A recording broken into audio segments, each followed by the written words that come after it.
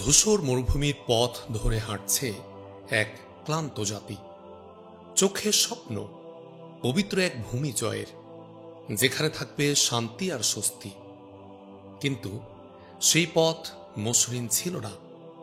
তাদের চোখে মুক্তির স্বপ্ন, কিন্তু হৃদয়ে অনুশোচনা আর সংশয়ের ভার। শিকড়ের সন্ধানে প্রথম পর্বে আমরা দেখেছিলাম বনী ইসরায়েলের ইতিহাসের সূচনা, দ্বিতীয় পর্বে শাম ও মিশরের প্রেক্ষাপট, তৃতীয় পর্বে মুসা আলাইহিস সালামের সাহসী নেতৃত্বে মিশর ত্যাগ আর ফেরাউনের পতনের মহাকাব্য। চতুর্থ পর্বে আমরা শুনেছিলাম 40 বছরের নির্বাসন, মরুভূমির কষ্ট এবং তাদের নাফরমানির শিক্ষণীয় গল্প। আজ আমরা সেই পথ থেকে আরো সামনে এগোব, প্রবেশ করব গল্পের নতুন অধ্যায়ে। জেরুজালেম, একটি পবিত্র নগরীর প্রতীক্ষায় বনী ইসরায়েলের দীর্ঘ পথ চলা। তারা অবশেষে সেই শহরে প্রবেশ করল। কিন্তু কি হলো এরপর? তাদের সেই পবিত্র নগরে প্রবেশের পর তাদের এই যে এত শত আশা আকাঙ্ক্ষার পরিণতি কি হলো? অনুশোচনা আর অবাধ্যতার আরেকটি অধ্যায়। কিভাবে তারা আবারও ভুলের পথে পা বাড়ালো? তবুও আল্লাহ তাদের নেতৃত্ব দিলেন একজন মহান বাদশাহ তালুতের মাধ্যমে। বাদশাহ তালুতের নেতৃত্বে কিভাবে তারা বিজয়ের স্বাদ পেল? আজ আমরা জানব সে অসামান্য গল্প, পরীক্ষা, নাফরমানি এবং শেষমেশ বিজয়ের কাহিনী। আর দেখব আমরা এই কাহিনী থেকে নিজেদের জীবনের জন্য কোনো শিক্ষা নিতে পারি কিনা। কারণ আজকের পর্ব শুধু ইতিহাস নয়, এটি আমাদের জন্য এক জীবন্ত বার্তা। চলুন শিকড়ের সন্ধানে শুরু করি পঞ্চম পর্ব, জেরুজালেমে বনী ইসরায়েলের প্রবেশ এবং তাদের উত্তরণের গল্প।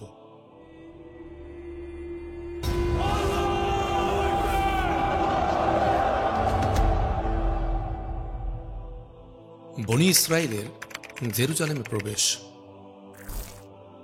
এবার আমরা বনী ইসরায়েলের ক্ষমতা অর্জনের ইতিহাস সম্পর্কে জানব, কারণ বর্তমান সময়ের জন্য অত্যন্ত প্রাসঙ্গিক একটি টপিক এটা।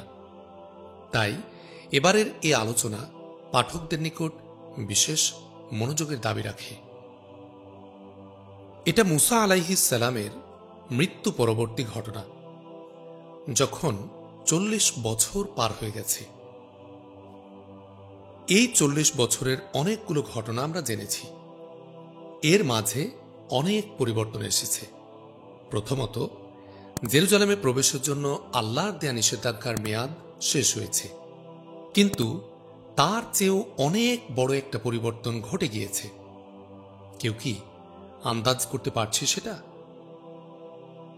এই 40 বছরে বনী ইসরায়েলের প্রজন্মটা বদলে গেছে।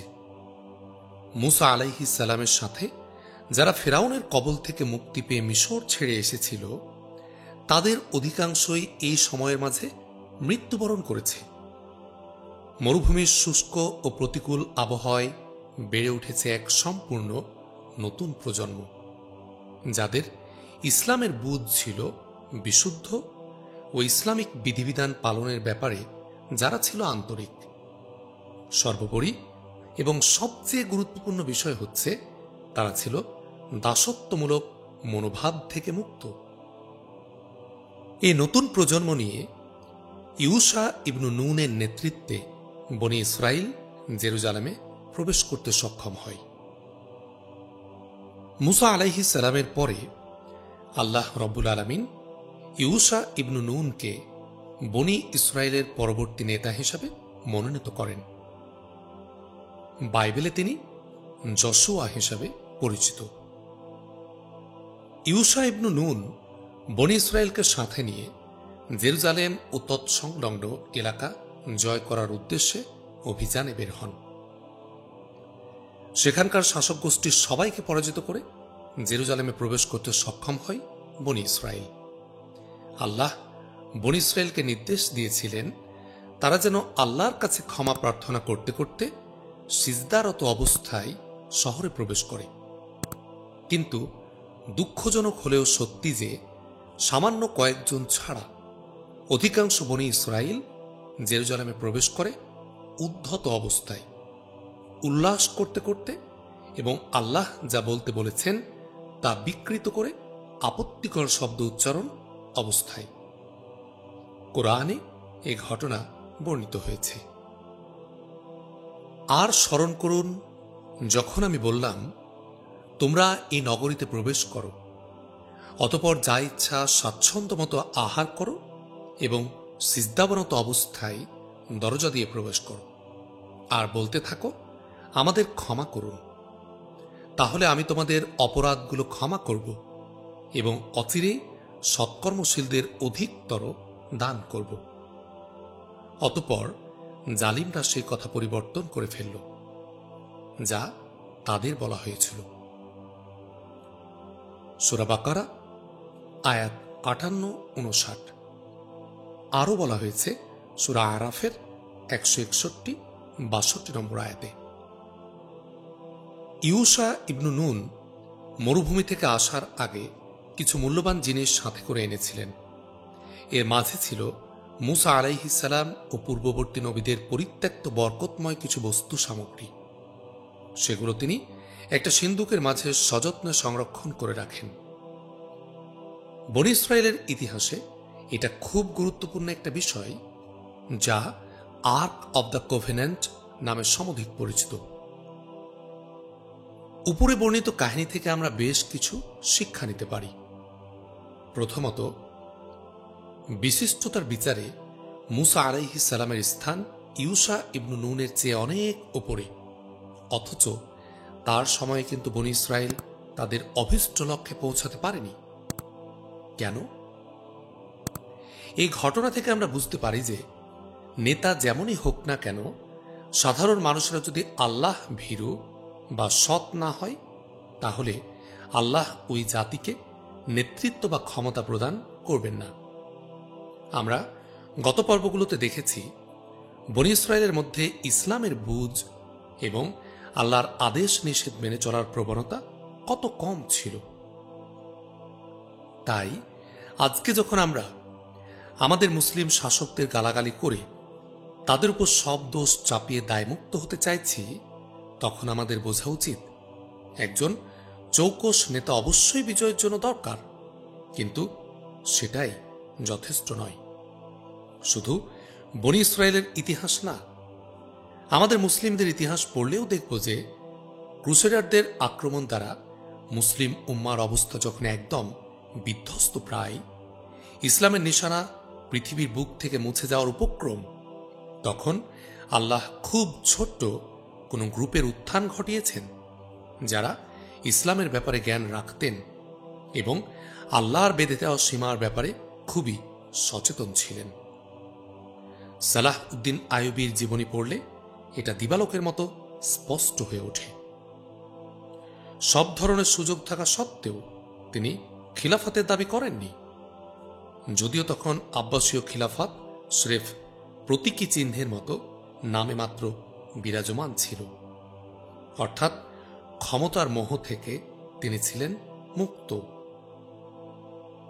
দ্বিতীয়ত, এই যে প্রজন্মের কথা আমরা বলছি, যারা মরুভূমিতে বেড়ে উঠেছিল, তাদের সবচেয়ে বড় বৈশিষ্ট্য হচ্ছে তারা বিলাসবহুল জীবনে অভ্যস্ত ছিল না।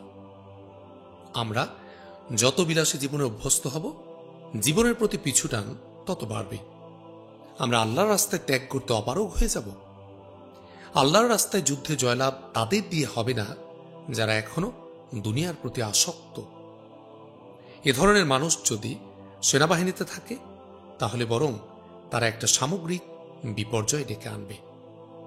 তৃতীয়ত, আরও একটা বিশেষ বৈশিষ্ট্য যা দৃষ্টি আকর্ষণের দাবিদার, তা হচ্ছে এই প্রজন্ম বেড়ে উঠেছে জেরুজালেম জয়ের বাসনা বুকে নিয়ে।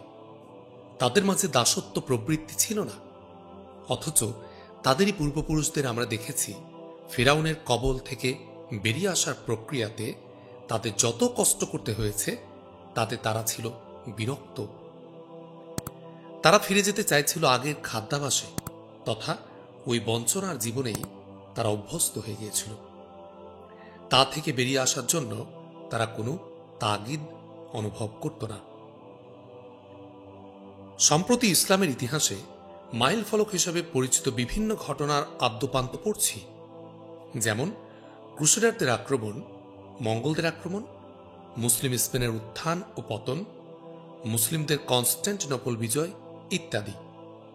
এগুলো পড়তে গিয়ে একটা বিষয়ে আমি সন্দেহাতীতভাবে নিশ্চিত হয়েছি যে বিজয় লাভের একটা খুব গুরুত্বপূর্ণ নিয়ামক হচ্ছে মানসিকতা তথা অন্তরের অবস্থা।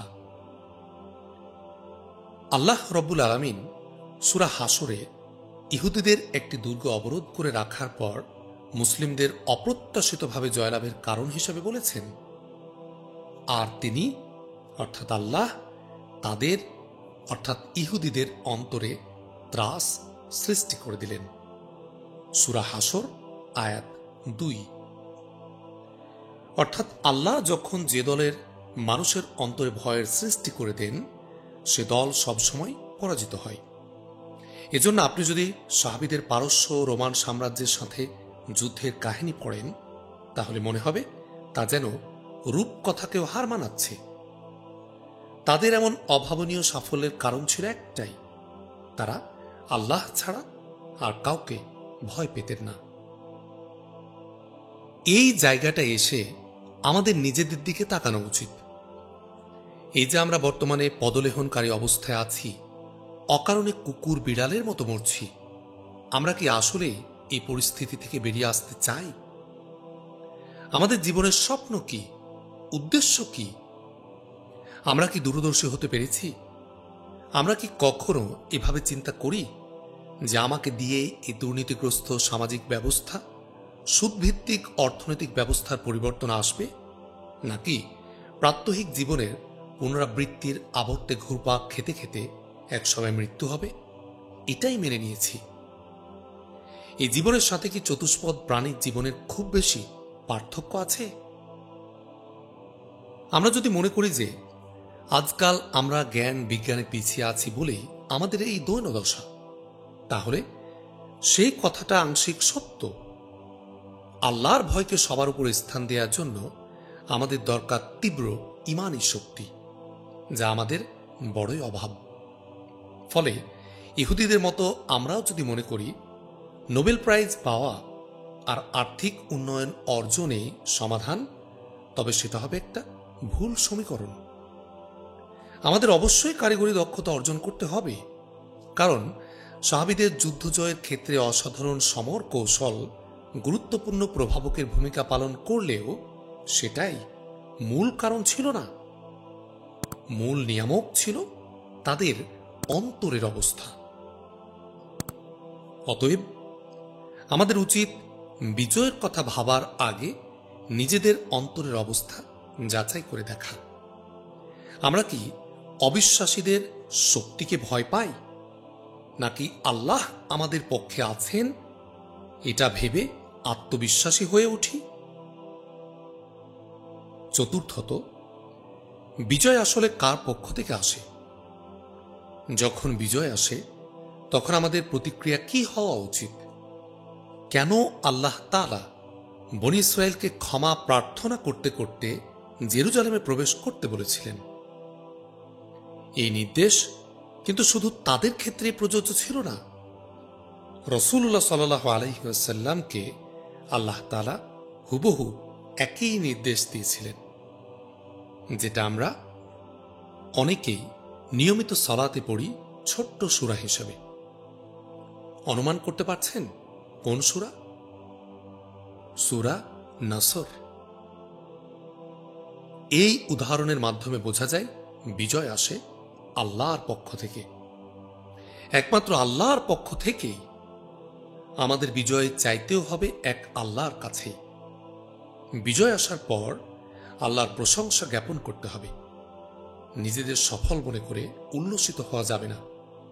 আর সেই সাথে আল্লাহর নিকট ক্ষমা প্রার্থনা করতে হবে। কিন্তু এই ক্ষমা প্রার্থনার সাথে বিজয়ের সম্পর্ক কি? মূলত যোগসূত্রটা সামষ্টিক ও ব্যক্তিগত লেভেলের মাঝে।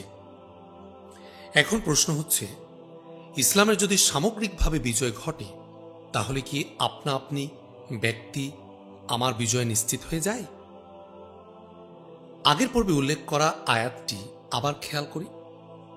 যদি বনী ইসরায়েল এভাবে প্রবেশ করত শহরে, তাহলে তাদের ক্ষমা করে দেয়া হতো।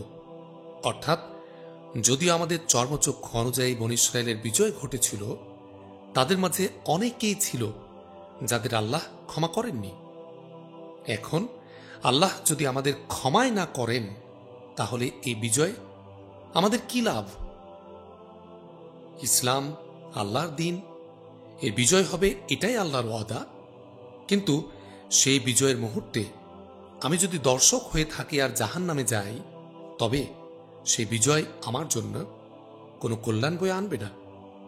অন্যদিকে আমার জীবদ্দশায় ইসলাম যদি পরাজিত শক্তিও হয়ে থাকে, আর আমি আমার সাধ্যের সবটুকু দিয়ে চেষ্টা করার জন্য আল্লাহর ক্ষমা পেয়ে যাই, তাহলে সেটাই আমার জন্য প্রকৃত বিজয়। আমরা এই বিজয় মিছিলে দর্শক নয়, সক্রিয় সৈন্য হয়ে থাকতে চাই। আল্লাহ আমাদের সেই তৌফিক দান করেন, আমিন। পঞ্চমত, বনী ইসরায়েল শুধু যে ক্ষমা প্রার্থনা করতে করতে সিজদারত অবস্থায় ঢোকার নির্দেশ অমান্য করেছিল তাই নয়। তারা আল্লাহ যা বলতে বলেছিলেন সেটাকে জিহ্বা দিয়ে বিকৃত করে ফেলেছিল। শুনলে মনে হয় আল্লাহ যা বলতে বলেছেন সেটাই তারা বলছে, অথচ তারা কিনা ব্যঙ্গ করে ধৃষ্টতামূলক শব্দ উচ্চারণ করছিল। ইহুদিদের এই অভ্যাসটা আমরা রাসূলুল্লাহ সাল্লাল্লাহু আলাইহি ওয়াসাল্লামের সময়ও দেখতে পাই। কোরআন আমাদের সরাসরি জানাচ্ছে এই বিষয়টা। কোনো কোনো ইহুদি যথাস্থান হতে বাক্যাবলী পরিবর্তন করে এবং বলে, আমরা শুনলাম কিন্তু অমান্য করলাম। তারা আরও বলে, শোনো না শোনার মতো। মুখ বাঁকিয়ে দিনের প্রতি তাচ্ছিল্য প্রদর্শনের উদ্দেশ্যে বলে, রয় না। অথচ যদি তারা বলতো, আমরা শুনেছি ও মান্য করেছি, এবং যদি বলতো, শোনো এবং আমাদের প্রতি লক্ষ্য রাখো, তবে তাই ছিল তাদের জন্য উত্তম ও যথার্থ। কিন্তু আল্লাহ তাদের অবিশ্বাসের দরুন তাদেরকে অভিসম্পাত করেছেন, তাই তাদের অল্প সংখ্যক লোক ব্যতীত কেউ ঈমান আনছে না। সূরা নিসা আয়াত 46। আল্লাহ তাআলা কুরআনে আদেশ করেন, হে মুমিনগণ, তোমরা রয় না বলো না, উনজুর না বলো, এবং শুনতে থাকো। আর কাফিরদের জন্য রয়েছে যন্ত্রণাদায়ক শাস্তি। সূরা বাকারা আয়াত 104। রয়না শব্দটির আক্ষরিক অর্থ পর্যবেক্ষণ করুন বা তত্ত্বাবধান করুন, আর প্রায়োগিক অর্থ আমাদের প্রশ্নগুলোর দিকে একটু মনোযোগ দিন, কিংবা আমাদের এই বিষয় বা সমস্যাগুলো একটু খেয়াল করুন। হাদিস থেকে জানা যায়, রাসূলুল্লাহ সাল্লাল্লাহু আলাইহি ওয়াসাল্লামের কাছে বিভিন্ন মানুষ ও সম্প্রদায়ের লোকেরা প্রশ্ন করত। তাদের মাঝে ইহুদিরাও ছিল, কিন্তু অনুরোধ প্রকাশে এমন এক শব্দ রয়না তারা বাছাই করে নেয়, যা আরবিতে ভালো অর্থ, খেয়াল করুন, মনোযোগ দিন, দেয় ঠিকই, কিন্তু ইহুদিদের ভাষায় মন্দ অর্থে বা আহাম্মক, বেকুব ব্যবহৃত হয়। নবীজি সাল্লাল্লাহু আলাইহি ওয়াসাল্লাম ও তার সাথীরা যেহেতু হিব্রু ভাষা জানতেন না, তারা যে কৌশলে গালমন্দ করে যাচ্ছিল তা তৎক্ষণাৎ ধরতে পারেননি। ইহুদিরা এতে ভীষণ মজা পেত এবং মিটিমিটি হাসত। বিভিন্ন প্রয়োজনে নবীজি সাল্লাল্লাহু আলাইহি ওয়াসাল্লামের কাছে এসে মুমিনদের কেউ কেউ একই শব্দ ব্যবহার করে অনুরোধ করত। তাদের উদ্দেশ্য ও নিয়ত ছিল পরিষ্কার, কিন্তু ইহুদিরা যেহেতু এই শব্দটিকে ভিন্ন অর্থে ব্যবহার করত, তাই আল্লাহ তাআলা মুসলিমদের আদেশ দিলেন এটা পরিহার করে প্রতিশব্দ উনজুর না ব্যবহার করতে, যার অনুরূপ উচ্চারণের কোনো শব্দ হিব্রু ভাষায় নেই। রাসূলুল্লাহ সাল্লাল্লাহু আলাইহি ওয়াসাল্লামের হাদিসেও আমরা দেখি যে তারা তাকে দেখে আসসালামু আলাইকুম না বলে জিহ্বার কারুকাজ করে বলতো আসসালামু আলাইকা, যার অর্থ ছিল তোমার মৃত্যু হোক। রাসূলুল্লাহ সাল্লাল্লাহু আলাইহি ওয়াসাল্লাম এটা বুঝতে পেরেও না বোঝার ভান করতেন। তিনি তার স্বভাবসুলভ শান্ত এবং সহনশীল ভঙ্গিতে কৌশলের সাথে প্রতিউত্তর দিতেন, ওয়া আলাইকুম, অর্থাৎ তোমার উপরও তাই বর্ষিত হোক যা তুমি আমার উপরে চেয়েছ। এখানে আমাদের জন্য দারুণ শিক্ষণীয় একটা বিষয় আছে। আমাদের মনে প্রশ্ন জাগতে পারে, কেন আল্লাহ এই বিষয়টা কোরআনে বারবার উল্লেখ করলেন? মূলত আল্লাহ আমাদের শেখাচ্ছেন, ইহুদিরা মুখে যা বলে তা তাদের মনের কথা নয়। আমরা যদি কোরআন থেকে ইহুদিদের এই স্বভাবটা শিখতাম, তাহলে কি আমরা কোনো চুক্তির ক্ষেত্রে তাদের বিশ্বাস করতাম? কিন্তু আমরা যে কোরআনের শিক্ষা থেকে অনেক দূরে, তাই তো ইতিহাস সাক্ষী আমরা বারবার তাদের বিশ্বাস করে ঠকেছি। এর একটা ক্লাসিক্যাল উদাহরণ হল বেলফোর ডিক্লারেশন। বেলফোর ডিক্লারেশনের মাধ্যমে তারা আমাদের সাথে কথার খেলা খেলেছিল ঠিক একইভাবে এবং ইসরায়েল রাষ্ট্র প্রতিষ্ঠার রাস্তা সুগম করেছিল। বনি ইসরায়েলের পদস্খলন। জেরুজালেমে প্রবেশের পর বনি ইসরায়েল প্রথম বেশ কিছু বছর আল্লাহর বিধান অনুযায়ী জীবনযাপন করেছিল। এরপর থেকে তাদের পদস্খলন ঘটতে থাকে। তবে এখানে আমরা যে ক্রম অনুযায়ী ঘটনাগুলো বর্ণনা করব, সেটা কোরআন হাদিস থেকে জানা যায় না। অনেক কিছুই তাফসিরে ইবনু কাসির থেকে নেওয়া, যেখানে অনেক সময় বনি ইসরায়েল থেকে প্রাপ্ত উদ্ধৃতি দেয়া হয়েছে। এ সংক্রান্ত মূলনীতি হচ্ছে, যদি কোরআন ও সুন্নাহ থেকে প্রাপ্ত তথ্যের সাথে সাংঘর্ষিক না হয়, তাহলে এতে কোনো ক্ষতি নেই। এখানে আমরা ধরে নিচ্ছি যে কাহিনীর ক্রম জানা আমাদের জন্য জরুরি নয়। যদি জরুরি হতো, তাহলে আল্লাহ অবশ্যই কোরআন বা সুন্নাহর মাধ্যমে আমাদের তা জানিয়ে দিতেন। তাই আমরা এখান থেকে নেওয়া শিক্ষাগুলোর উপর আলোকপাত করব ইনশাআল্লাহ। আমাদের হয়তো মনে আছে যে বনী ইসরায়েলের মাঝে 12টি গোত্র ছিল, যারা কিনা ইয়াকুব আলাইহিস সালামের 12 জন ছেলের বংশধর। এই ছেলেদের মাঝে 10 জন ছিলেন এক মায়ের, বাকি 2 জন ইউসুফ আলাইহিস সালাম ও বেনিয়ামিন ছিলেন আরেক মায়ের। এদের দুজনের প্রতি বাকিদের যে প্রচণ্ড ঈর্ষাবোধ কাজ করত, তা আমরা আগে থেকেই জানি। হিংসা থেকেই ইউসুফ আলাইহিস সালামের সাথে তারা এহেন আচরণ করেছিল। পরবর্তী সময়ে আল্লাহ ইউসুফ আলাইহিস সালামকে কিভাবে সম্মানিত করেন, সেই কাহিনীও আমরা সবাই জানি। এই উদাহরণ থেকে আমরা বুঝতে পারি যে শয়তান তার কূট কৌশল দিয়ে আল্লাহর নবীর ঘরের ভেতরও অশান্তি সৃষ্টি করতে পারে। আমরা কেউই আসলে শয়তানের কুমন্ত্রণা থেকে নিরাপদ নই।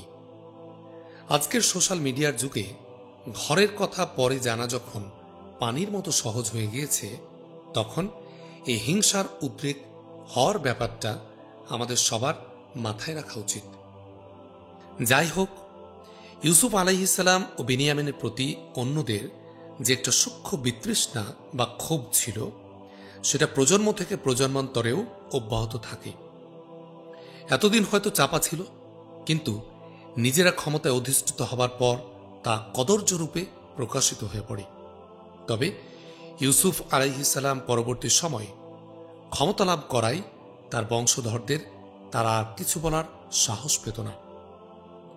বাকি থাকলো শুধু একজন, যার ফলস্বরূপ দেখা যায় বেনিয়ামিনের গোত্রের উপর তারা কারণে অকারণে নানা ধরনের অত্যাচার করতে থাকে। এই যে নিজেদের মাঝে দ্বিধা বিভক্ত হয়ে যাওয়া, এটা আসলে যে কোনো জাতির ধ্বংসের দ্বার প্রান্তে পৌঁছে যাওয়ার প্রথম ধাপ। আমরা আজকের মুসলিমরা এর প্রকৃষ্ট উদাহরণ।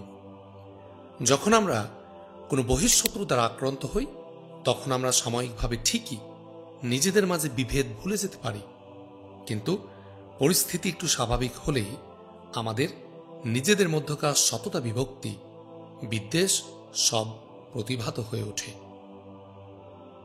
তৎকালীন বনি ইসরায়েলের মাঝে আরও একটা বৈশিষ্ট্য প্রকট আকারে দেখা গিয়েছিল, সেটা হল আল্লাহ কর্তৃক মনোনীত জাতি হবার মতবাদটিকে নিজেদের একচ্ছত্র এবং জন্মগত অধিকার মনে করা। তারা তাদের অধীন ব্যক্তিদের অ-ইহুদি বা জেন্টাইল হিসেবে অভিহিত করত এবং মনে করত যে তাদের সম্পদ কেড়ে নেওয়া বৈধ। এই একই ধারণা আজকের ইহুদিদের মাঝেও পূর্ণমাত্রায় বিরাজমান। বস্তুত আজকে প্যালেস্টাইনে আমরা যে নির্বিচার গণহত্যা দেখি তা আদতে তাদের এই মানসিকতারই ফসল। তারা মনে করে তারা যাই করুক না কেন সেটার ঐশী বৈধতা রয়েছে এবং অন্য সব মানুষ যারা ইহুদি নয় তাদের সাথে যা খুশি করার অধিকার রয়েছে। আমরা যদি ইতিহাসের দিকে তাকাই তাহলে দেখব যে ইহুদিরা বারবার বিভিন্ন স্থান থেকে বিতাড়িত হয়েছে, সেখানকার ক্ষমতাসীনদের দ্বারা অত্যাচারিত হয়েছে। এই বিষয়টাকে আজকাল তারা খুব মর্মস্পর্শী রূপে উপস্থাপন করে এবং এটাকেই তাদের নিজস্ব বাসভূমি ইসরায়েল প্রতিষ্ঠার পেছনে যুক্তি হিসাবে তুলে ধরে। কিন্তু আমাদের এই ঘটনার আদ্যপান্ত জানতে হবে। আল্লাহ তাআলা আমাদের কুরআনের মাধ্যমে জানিয়েছেন ইহুদিরা তাদের উপর নাজিলকৃত ঐশিক কিতাব বিকৃত করেছে। এই বিকৃতির একটা উদাহরণ হচ্ছে আল্লাহ ইহুদিদের নিজেদের মধ্যে সুদভিত্তিক লেনদেনের উপর নিষেধাজ্ঞা আরোপ করেছিলেন। তারা সেটা পরিবর্তন করেছিল এইভাবে, তারা নিজেদের মধ্যে এই কাজ করতে পারবে না, তবে অ-ইহুদিদের বা জেন্টাইলের সাথে করতে পারবে।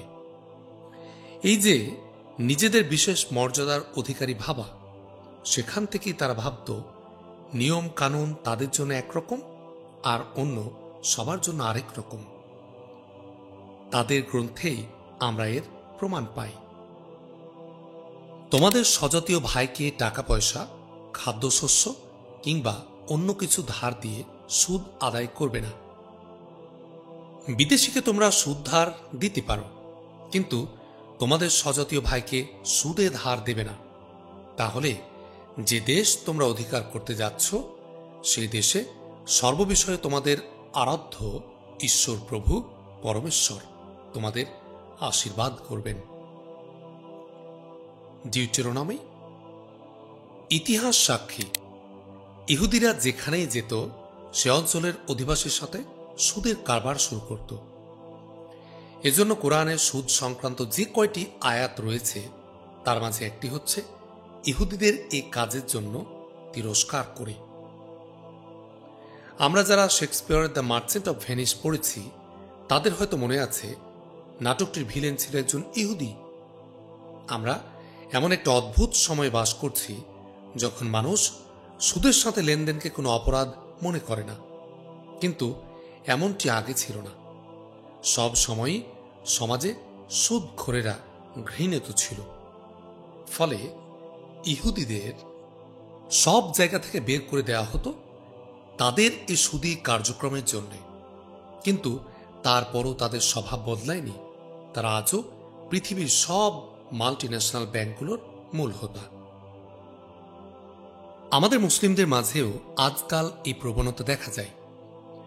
আপনি যদি ইসলাম কিউএ নামক ফতোয়ার ওয়েবসাইটটা একটু ঘাঁটাঘাঁটি করে দেখেন, এমন অসংখ্য প্রশ্ন পাবেন যেখানে জানতে চাওয়া হয়েছে হারাম দ্রব্য যেমন মদ, শূকরের মাংস এগুলো অমুসলিমদের কাছে বিক্রি করা বৈধ কিনা।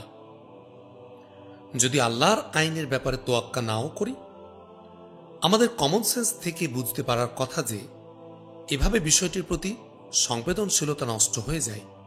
ফলে নিজেরাও এক সময় ওই কাজে অভ্যস্ত হয়ে যেতে পারি, ঠিক যেমনটা হয়েছে ইহুদিদের ক্ষেত্রে। ইহুদিরা এই সময় আরও একটা কাজ করত। তারা আইনের শাসন প্রতিষ্ঠা করত না। অর্থাৎ তাদের মাঝে ধনী বা ক্ষমতাশীল কোনো ব্যক্তি যদি কোনো অপরাধ করত তবে তারা সেটা এড়িয়ে যেত, অথচ গরিব বা অসহায় কেউ করলে সাথে সাথে শাস্তি প্রয়োগ করত। এই প্রসঙ্গে আমরা ইসলামের ইতিহাস লক্ষ্য করলে ভিন্ন চিত্র দেখব। এই একই কাজ যখন মদিনায় রাসূলুল্লাহ সাল্লাল্লাহু আলাইহি ওয়াসাল্লামের সাহাবীরা করার উপক্রম করেছিল, তখন তিনি ভয়ঙ্কর রেগে গিয়েছিলেন। হাদিসে আছে, একবার বনি মাখজুম গোত্রের উচ্চ বংশীয় এক মহিলা চুরি করেছিল। তখন সবাই উসামা ইবনু জাইদকে গিয়ে অনুরোধ করল তিনি যেন নবীজি সাল্লাল্লাহু আলাইহি ওয়াসাল্লামের কাছে সুপারিশ করে ভদ্রমহিলার শাস্তি মওকুফ করিয়ে নেন। উসামা ইবনু জাইদকে রাসূলুল্লাহ সাল্লাল্লাহু আলাইহি ওয়াসাল্লাম এমনিতে খুব পছন্দ করলেও তার মুখে সেই কথাটি শুনে নবীজি রাগান্বিত হয়ে বলেন, আমার মেয়ে ফাতিমা যদি চুরি করে তাহলে আমিও তার হাত কেটে দেব। এরপর তিনি বনী ইসরাইলের কথা বলেছিলেন। এমন আচরণই ছিল তাদের ধ্বংসের অন্যতম কারণ। এই প্রেক্ষিতে আমাদের একটা বিষয় খুব গভীরভাবে ভাবতে হবে। আমরা আজকাল খুব মনোকষ্টে ভুগি যে আমরা মুসলিমরা বিশ্বের সুপার পাওয়ার নই, অথচ আমরা ভুলে যাই আমরা এখনো আমাদের ছোট ছোট পরিমণ্ডলে ঠিকই ক্ষমতাসীন। একজন স্বামী তার পরিবারের ব্যাপারে, একজন মা তার সন্তানদের ব্যাপারে, গৃহকর্ত্রী তার বাড়ির কাজের লোকদের ব্যাপারে দায়িত্বশীল। এখন প্রশ্ন হচ্ছে, আমরা কি আমাদের অধীনদের সাথে সর্বক্ষেত্রে সুবিচার করতে পারি? যদি এই ছোট্ট বলয়ে আমরা তা না করতে পারি, তাহলে এই অবস্থায় আরো বড় পরিসরে গিয়ে আমরা কি আল্লাহর দ্বীনের মর্যাদা সমুন্নত করব নাকি ভুলুণ্ঠিত করব? আমরা যখন ক্ষমতায় আছি তখন যদি আমরা নিজেদের মাঝে এবং আমাদের অধীন যারা আছে তাদের মাঝে ন্যায় বিচার প্রতিষ্ঠা করতে না পারি, তাহলে কি আমাদের আরো বড় পরিমণ্ডলের ক্ষমতা যাওয়ার সাজে? এরপর থেকে ক্ষমতায় না থাকার জন্য হাহুতাশ করার আগে অবশ্যই আমাদের এটা নিয়ে চিন্তা ভাবনা করা উচিত। এবার মূল ঘটনায় বিবরণে ফিরে আসি। যখন বনী ইসরাইল এইভাবে নিজেদের মাঝে বিভক্ত ছিল এবং ক্ষমতার অপব্যবহার করছিল, তখন আল্লাহ আবার তাদের উপর বহিঃশত্রুদের শক্তিশালী করে দিলেন। আশপাশের গোত্র এসে বনী ইসরাইলের পবিত্র ভূমি থেকে তাড়িয়ে দিল এবং তারা ইরাক, শাম, তুরস্ক ইত্যাদি নিকটবর্তী স্থানগুলোতে প্রাণ ভয়ে পালিয়ে যেতে লাগল। বনী ইসরাইলের কাহিনী থেকে খুব সম্ভবত এটাই আমাদের সবচেয়ে বড় শিক্ষণীয় বিষয়। কখন আল্লাহ তাআলা মুসলিমদের বিরুদ্ধে ইসলামের শত্রুদের শক্তিশালী করে দেন? যখন আমরা আল্লাহর অবাধ্যতায় লিপ্ত থাকি। ইসলামের শত্রুদের প্রধান কাজ হচ্ছে ইসলামের বিরুদ্ধে ষড়যন্ত্র করা। কিন্তু আমাদের ভুলে গেলে চলবে না যে সাফল্য আসে শুধু আল্লাহর পক্ষ থেকে, এবং ইসলামের শত্রুরা তখনই সাফল্য পায় যখন তিনি আমাদের উপর অসন্তুষ্ট থাকেন। ভেবে দেখুন, মুনাফিক কি রাসূলুল্লাহ সাল্লাল্লাহু আলাইহি ওয়াসাল্লামের সময়ে ছিল না? ইহুদিরা কি তখনও ছিল না? তবে তখন কিভাবে তারা বিশ্ব জয় করেছেন, আর আজ আমরা কুকুর বিড়ালের মতো মার খাচ্ছি? যাই হোক, এভাবে একসময় বনী ইসরাইল পবিত্র ভূমি ছেড়ে পালাতে বাধ্য হয়। আর্ক অফ দ্য কোভেনেন্ট তাদের হাতছাড়া হয়ে যায়। পরবর্তী সময়ে যদিও বনী ইসরাইলের মাঝে আল্লাহ তাআলা অনেক নবী পাঠিয়েছিলেন, তবুও বহুদিন তারা নেতৃত্ব শূন্য অবস্থায় ছিল।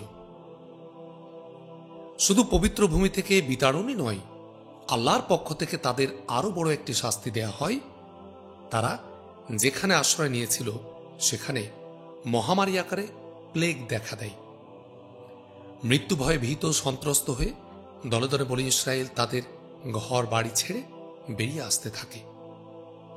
এমন সময় আল্লাহ তাআলা মৃত্যুর ফেরেশতাকে তাদের সবার জান কবজ করার আদেশ দেন। ফলে অনেক চেষ্টা করেও তারা মৃত্যু থেকে পালাতে সক্ষম হয়নি। যে স্থানে এই ঘটনা ঘটে, হিজকিল আলাইহিস সালাম নামে একজন নবী একবার সেই স্থান পার হচ্ছিলেন। তিনি এতগুলো মৃতদেহ দেখে অবাক হয়ে গেলেন। তখন আল্লাহ তাআলা তাকে জিজ্ঞেস করলেন, তুমি কি দেখতে চাও আমি এদের পুনরুত্থিত করতে পারি কিনা? তিনি হাসূচক জবাব দিলে আল্লাহ তাকে দোয়া করতে বলেন। তিনি দোয়া করলে বনী ইসরাইলের এই সকল মৃত মানুষ আবার জীবন ফিরে পায়। সর্বসাকুল্যে এদের সংখ্যা ছিল ৯,০০০-এর মতো। এই ঘটনাটি আল্লাহ কোরআনে উল্লেখ করেছেন সূরা বাকারার ২৪৩ নম্বর আয়াতে। বাদশাহ তালুত ও তার নেতৃত্বে জয়লাভ। এভাবে বেশ কিছুদিন ছনছাড়া অবস্থায় থাকতে থাকতে বনী ইসরায়েল ত্যক্ত বিরক্ত হয়ে গেল। তারা বুঝতে পারল আল্লাহ কর্তৃক পাঠানো একজন বাদশাহ বা নেতার অধীনে যুদ্ধ করা ছাড়া তাদের এই দুরবস্থা থেকে মুক্তি মিলবে না। তৎকালীন সময়ে তাদের কাছে আল্লাহ যে নবী পাঠিয়েছিলেন, তারা তার কাছে গিয়ে অনুরোধ করল আল্লাহ যেন তাদের একজন রাজা পাঠান, যিনি তাদের নেতৃত্ব দেবেন। এই প্রসঙ্গে কোরআনে আছে, আপনি কি মুসার পরে বনী ইসরায়েলের একটি দলের প্রতি লক্ষ্য করেননি, যখন তারা নিজেদের নবীকে বলেছিল আমাদের জন্য একজন বাদশাহ নিযুক্ত করে দিন, যেন আমরা আল্লাহর পথে যুদ্ধ করতে পারি।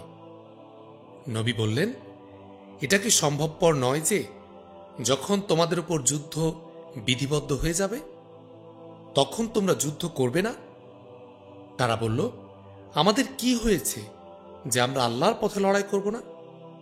অথচ আমরা বিতাড়িত হয়েছি নিজেদের ঘরবাড়ি ও সন্তান সন্ততি থেকে। অতঃপর যখন লড়াইয়ের নির্দেশ দেয়া হলো, তখন সামান্য কয়েকজন ছাড়া তাদের সবাই পশ্চাৎপদ হয়ে পড়ল। আর আল্লাহ জালিমদের ভালো করেই চেনেন। সূরা বাকারা আয়াত ২৪৬। আপনারা কি বুঝতে পারছেন এই আয়াতে বর্ণিত নবী আলাইহিস সালাম যুদ্ধ না করা মর্মে কোন ঘটনার দিকে ইঙ্গিত করেছেন? মুসা আলাইহিস সালাম যখন বনী ইসরায়েলকে যুদ্ধ করে পবিত্র ভূমিতে ঢোকার নির্দেশ দিয়েছিলেন এবং তারা তা থেকে পিছপা হয়েছিল, এই ঘটনার দিকে ইঙ্গিত করেছিলেন।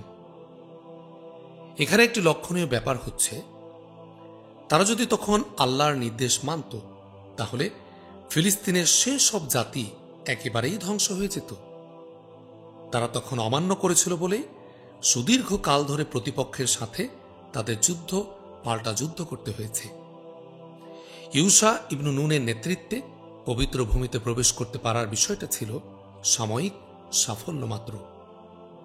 অতএব এই ঘটনা থেকে আমরা কি শিক্ষা পাই? আল্লাহ আমাদের জন্য দীর্ঘমেয়াদী স্বস্তি ও সাফল্য চান। অল্প কষ্টের বিনিময়ে তিনি আমাদের অনেক বড় নিয়ামত দিতে চান, কিন্তু সেটা না বুঝে আমরা নিজেদের জন্য যে পথ বেছে নিই, অধিকাংশ ক্ষেত্রেই তা বেশ কণ্টকাকীর্ণ ও কষ্টকর হয়ে থাকে। এরপর থেকে আমরা কি সন্তুষ্ট থাকব আল্লাহর সিদ্ধান্তে? যদিও বা কোনো কিছু আমাদের মনের মতো না হয়, ভরসা করতে পারব আল্লাহর প্রজ্ঞা ও জ্ঞানের উপর? এখানে আমরা আরো দেখলাম যে মুখে মুখে আমরা অনেক কথাই বলি, কিন্তু কঠিন পরিস্থিতির সম্মুখীন হলে দিনের প্রতি আমাদের আন্তরিকতার পরীক্ষা হয়ে যায়। এবারও আল্লাহ তাআলা সত্যি সত্যি যখন জিহাদের নির্দেশ দিলেন, সেই প্রথমবারের মতোই অল্প সংখ্যক ছাড়া বনী ইসরায়েলের প্রায় সবাই মুখ ফিরিয়ে নিল। তাই আমাদের নিজেদের প্রশ্ন করা উচিত, আমরা কি কথার ফুলঝুরি ছিটানোর দলে, নাকি কথা কম বলে কাজ করে যাওয়ার দলে? এর পরের ঘটনাও আল্লাহ উল্লেখ করেছেন একই সূরার পরবর্তী আয়াতগুলোতেই। আর তাদের নবী বললেন, নিশ্চয় আল্লাহ তালুতকে তোমাদের জন্য বাদশাহ নির্ধারণ করেছেন। তারা বলতে লাগল, এ কেমন করে হয় যে তার শাসন চলবে আমাদের উপর, অথচ রাষ্ট্র ক্ষমতা পাওয়ার ক্ষেত্রে তার চেয়ে আমাদেরই অধিকার বেশি, আর সে সম্পদের দিক থেকেও সচ্ছল নয়? নবী বললেন, নিশ্চয় আল্লাহ তোমাদের উপর তাকে পছন্দ করেছেন এবং স্বাস্থ্য ও জ্ঞানের দিক দিয়ে প্রাচুর্য দান করেছেন। বস্তুত আল্লাহ যাকে ইচ্ছা তাকেই রাজ্য দান করেন, আর আল্লাহ হলেন অনুগ্রহ দানকারী এবং সব বিষয়ে অবগত। বনী ইসরায়েলকে তাদের নবী আরো বললেন, তালুতের নেতৃত্বের চিহ্ন হল এই যে তোমাদের কাছে একটা সিন্দুক আসবে, তাতে থাকবে তোমাদের রবের পক্ষ থেকে প্রশান্তি, থাকবে মূসা, হারুন এবং তাদের সন্তান বর্গের পরিত্যক্ত কিছু সামগ্রী। সিন্দুকটিকে বয়ে আনবে ফেরেশতারা। তোমরা যদি ঈমানদার হয়ে থাকো তাহলে নিশ্চয় এতে তোমাদের জন্য পরিপূর্ণ নিদর্শন রয়েছে। সূরা বাকারা আয়াত 247-248। আল্লাহ যখন তালুতকে বাদশাহ হিসাবে মনোনীত করলেন তখন তারা সবিস্ময়ে লক্ষ্য করল যে তিনি বিনিয়ামিনের বংশের, যাদের কিনা তারা এতদিন ধরে অবহেলা অত্যাচার করে এসেছে। তাছাড়া তিনি সম্পদশালীও ছিলেন না, ফলে তারা মন থেকে তাকে মেনে নিতে পারছিল না। কিন্তু আল্লাহ যে তাকে নির্বাচিত করেছেন তার প্রমাণ হিসেবে তালুতের ঘরের সামনে আল্লাহ ফেরেশতাদের মাধ্যমে পৌঁছিয়ে দিলেন সেই আর্ক অব দ্য কোভেন্যান্ট, যা কিনা হারিয়ে গিয়েছিল বলে আমরা আগে উল্লেখ করেছি। এই ঘটনা থেকে আমাদের জন্য অনেক শিক্ষণীয় বিষয় আছে। প্রথমত, আমরা যখন আল্লাহর কাছে কিছু চাই তখন তা যে আমাদের মনের মতো করে কবুল হবে তা কিন্তু নয়। বনী ইসরায়েল যা চেয়েছিল আল্লাহ তাই দিয়েছিলেন। তাদের জন্য একজন রাজা মনোনীত করে দিয়েছিলেন, কিন্তু তারা তাকে পছন্দ করেনি, কারণ নির্বাচিত ব্যক্তিটি তাদের মন মতো হয়নি। এটা আমাদের সাথেও হতে পারে। হয়তো আল্লাহ আমাদের দোয়া কবুল করলেন, কিন্তু সেটা আমরা যেভাবে ভেবেছিলাম সেভাবে নয়, হয়তোবা আমাদের অপছন্দনীয় কোনো উপায়। দ্বিতীয়ত, বনী ইসরায়েল তালুতকে পছন্দ করেনি, কারণ প্রকৃতপক্ষে কে আল্লাহর প্রিয় বান্দা তার একটা নিজস্ব মন করা মানদণ্ড তারা তৈরি করে নিয়েছিল। এই মানদণ্ডটা আসলেই আল্লাহর দ্বারা স্বীকৃত কিনা সেটা পরখ করে নেয়ার প্রয়োজন তারা মনে করেনি। আমরা নিজেরা অনেক সময় এমন করি। কারো অনেক টাকা থাকলে আমরা ধরে নিই তার প্রতি আল্লাহর অনেক রহমত, তাকে আল্লাহ অনেক পছন্দ করেন। কিন্তু কোরআনে একাধিকবার আল্লাহ আমাদের মনে করিয়ে দিয়েছেন যে এই দুনিয়ার প্রাচুর্য কোনো বিশাল ব্যাপার নয়। এখানেও আমরা দেখছি বাদশাহ তালুত সম্পদশালী ছিলেন না, কিন্তু তার ছিল জ্ঞান, দ্বীনের জ্ঞান। অতএব পার্থিব জীবনের ক্ষণিক ভোগবিলাসের মোহ উপেক্ষা করে হলেও আমাদের দ্বীনের জ্ঞান অর্জনে ব্যাপৃত হওয়া উচিত। আমার মনের মতো কাউকে নেতা বা নবী হতে হবে, মূলত এটাই ছিল ইহুদিদের রাসূলুল্লাহ সাল্লাল্লাহু আলাইহি ওয়াসাল্লামকে মেনে না নেয়ার প্রধান কারণ। বিষয়টা এমন না যে তারা সংশয়ে ছিল তিনি আসলেই আল্লাহর নবী কিনা। তারা সন্দেহাতীতভাবে জানত যে তিনি আল্লাহর প্রেরিত রাসূল। আল্লাহ কোরআনে তাদের কথা বলেছেন, যাদের আমি কিতাব দান করেছি তারা তাকে চেনে, যেমন করে চেনে তাদের সন্তানদের। সূরা আনআম আয়াত 20। আগে আমরা দেখেছি যে ইহুদিরা নিজেদের আল্লাহ কর্তৃক মনোনীত জাতি ভেবে একটা মিথ্যা আত্মতৃপ্তিতে ভুগত। অন্য সবাইকে অইহুদি বা জেন্টাইল বা উম্মি হিসাবে অভিহিত করে হেলা করত। এজন্য আল্লাহ একাধিকবার কোরআনে রাসূলুল্লাহ সাল্লাল্লাহু আলাইহি ওয়াসাল্লামের বিশেষণ হিসাবে তাকে উম্মি নবী হিসাবে অভিহিত করেছেন। সূরা জুমা আয়াত 2।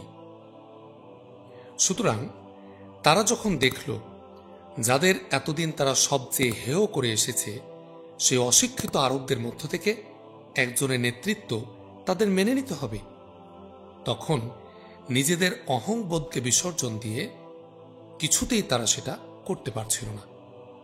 অতএব আমরা বুঝলাম আল্লাহর আনুগত্য করতে হলে অনেক সময়ই আমাদের ইগো বা আত্ম অহমিকা বিসর্জন দিতে হয়, যা সবাই পারে না। আমাদের মনের মতো না এমন অনেক কিছু আমাদের মেনে নিতে হয় বা করতে হয়। এখানে আসলে আত্মসমর্পণের মূল নির্যাসটা বিদ্যমান। আমাদের যা করতে ভালো লাগে শুধু তা করলে সেটা তো আত্মসমর্পণ হলো না, সেটা হলো প্রবৃত্তি পূজা। তৃতীয়ত, অন্ধ গোত্রপ্রীতি ইসলামে নিন্দনীয় একটা বিষয়। আজকের পরিভাষায় এটাকে আমরা অন্ধ জাতীয়তাবাদ বলতে পারি। ছোটবেলা থেকে আমাদের ধর্ম বইতে একটা কথা শেখানো হয়, দেশপ্রেম ইমানের অঙ্গ, যা আদতে কোনো হাদিসই নয়। তবে দেশের কল্যাণের জন্য কাজ করা আর অন্ধভাবে জাতীয়তাবাদী না হওয়ার মাঝে কোনো সংঘর্ষ নেই। কারণ একজন ধর্মভীরু মুসলিম আল্লাহকে ভয় করে চলে, আর এজন্যেই তার হাতে দেশ সবচেয়ে বেশি নিরাপদ। চতুর্থত, ক্ষমতার মালিক আল্লাহ। আল্লাহ যখন তার ইচ্ছামতো কিছু করেন, তখন তা তার প্রজ্ঞা, ন্যায় বিচার ও জ্ঞানের সাথে সঙ্গতি রেখেই করেন। কিন্তু আমরা আমাদের স্বল্প বুদ্ধি দিয়ে অনেক সময় ভাবি যে অমুকের এই জিনিসটা প্রাপ্য না, তমুক ওটা কিভাবে পেল, ইত্যাদি। যেমনটা তালুতকে বাদশাহ নির্বাচিত করায় তারা অবাক হয়ে গিয়েছিল। অথচ আমাদের এমনটা ভাবা উচিত নয়, বরং আমাদের সবসময় আল্লাহর সিদ্ধান্তের উপর আস্থা রাখা উচিত। আবারও ফিরে যাচ্ছি মূল ঘটনার বিবরণে। বাধ্য হয়ে বনী ইসরাইল বাদশাহ তালুতের নেতৃত্বে যুদ্ধে অংশ নিল। এ সময় কারা আদতে নিবেদিত প্রাণ সেটা যাচাই করার জন্য আল্লাহর নির্দেশে বাদশাহ তালুত একটি ছোট্ট পরীক্ষার ব্যবস্থা করলেন। এ সংক্রান্ত পুরো ঘটনাটা আল্লাহ তাআলা কোরআনে উল্লেখ করেছেন এভাবে। অতঃপর যখন তালুত সৈন্যবাহিনী নিয়ে বের হল, তখন সে বলল, নিশ্চয় আল্লাহ তোমাদের একটি নদী দ্বারা পরীক্ষা করবেন। অতএব যে তা হতে পান করবে সে আমার দলভুক্ত নয়, আর যে তার স্বাদ গ্রহণ করবে না নিশ্চয় সে আমার লোক। কিন্তু যে লোক হাতের আজলা ভরে সামান্য খেয়ে নেবে তার দোষ অবশ্য তেমন গুরুতর হবে না। কিন্তু তাদের মধ্য থেকে স্বল্প সংখ্যক লোক ছাড়া সবাই তা পান করল। পরে তালুত যখন সে নদী পার হল, তারা বলল, জালুত ও তার সৈন্যবাহিনীর সাথে লড়াই করার ক্ষমতা আজ আমাদের নেই। যাদের দৃঢ় ধারণা ছিল যে আল্লাহর সামনে তাদের একদিন উপস্থিত হতে হবে, তারা বারবার বলতে লাগল, কত ছোট দল আল্লাহর হুকুমে বড় দলকে পরাজিত করেছে, আর আল্লাহ ধৈর্যশীলদের সাথে আছেন। সূরা বাকারা আয়াত 249। এখানে একটা বিষয় লক্ষণীয়, যে কাজটা থেকে বিরত থাকতে বলা হয়েছে স্বাভাবিকভাবে সেটা কিন্তু হারাম কিছু না। চিন্তা করলে আমরা দেখব যে এর পেছনে বিশাল প্রজ্ঞা বিদ্যমান। রমাদান মাসে আমরা কিন্তু এই কাজটি করি আল্লাহর সন্তুষ্টির জন্য, হালাল কাজ বা হলেও সত্যি। যে কয়জন বনী ইসরাইল এই পরীক্ষায় টিকে গিয়েছিল তাদের সংখ্যা ছিল অতি সামান্য, কিন্তু আল্লাহ তার বান্দাদের সাহায্য করেছিলেন এবং বনী ইসরাইল এই অসম আর আপত অসম্ভব যুদ্ধে বিজয়ী হয়েছিল। এই ঘটনা থেকে আমরা আবারও উপলব্ধি করি, আল্লাহর রাস্তায় বিজয়ী হবার জন্য সংখ্যাটা গুরুত্বপূর্ণ নয়, বরং গুরুত্বপূর্ণ হল গুণাগুণ। প্রকৃতরূপে এ অল্প কজন বুঝতে পেরেছিলেন যে বিজয় আসে আল্লাহর পক্ষ থেকে, তাই তারা কম সংখ্যার দরুন হতাশ হয়ে যাননি, আল্লাহর কাছে ধৈর্য ও সাহায্যের জন্য দোয়া করেছিলেন। এই যুদ্ধে দাউদ আলাইহিস সালাম প্রতিপক্ষের নেতা জালুতকে হত্যা করেন। অথচ প্রথমে জালুত দাউদ আলাইহিস সালামকে খুবই তুচ্ছ তাচ্ছিল্য করেছিল। সিরাহতেও আমরা এমন একাধিক ঘটনা পাই। আবু জাহল রাসূলুল্লাহ সাল্লাল্লাহু আলাইহি ওয়াসাল্লামের সবচেয়ে কঠিন শত্রুদের একজন। প্রথম আঘাতপ্রাপ্ত হয়েছিল দুজন কিশোরের দ্বারা।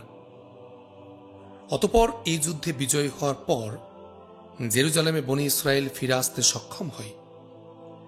বাদশাহ তালুতের মৃত্যুর পর দাউদ আলাইহিস সালাম পরবর্তী বাদশাহ হিসেবে নিযুক্ত হন। তার নেতৃত্বে বনী ইসরাইলের স্বর্ণযুগ শুরু হয়।